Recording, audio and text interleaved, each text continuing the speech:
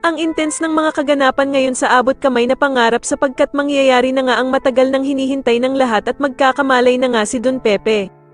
Dito nga ay agad na ipapatawag ni Don Pepe ang kanyang abogado para pirmahan ang last will and testament na ginawa nito para maalis si Zoe sa mga pamamanahan niya. Samantala ay muli ngang magkakatagpo ang landas nila Doc Robert at Lynette dahil sa pareho silang a-attend sa party ng mga bata. Manghihinayang naman itong si Doc Robert dahil sa hindi nga daw makikita ng ama niyang si Don Pepe ang kanyang mga apo, na sila Annalyn at Justin na magkasamang gumawa ng party.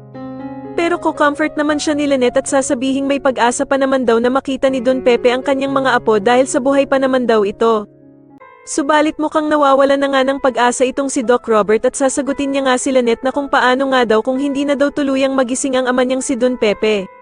Sa kabilang banda naman ay ikakabigla naman ni Justin ang pagdating ng ina niyang si Giselle sa party at magagalit pa nga siya kay Annalyn dahil sa kung siya ba daw ang nagpapunta dito.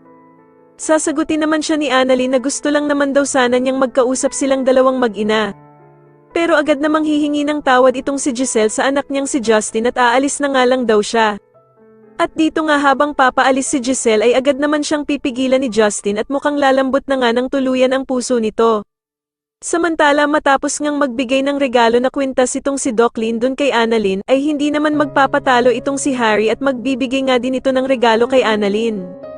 Matapos nga ang naging performance nila Annalyn at Justin ay masusupresa itong si Annalyn dahil nga sa gagawing surprise message ni Harry habang nakasuot ito ng Santa Claus.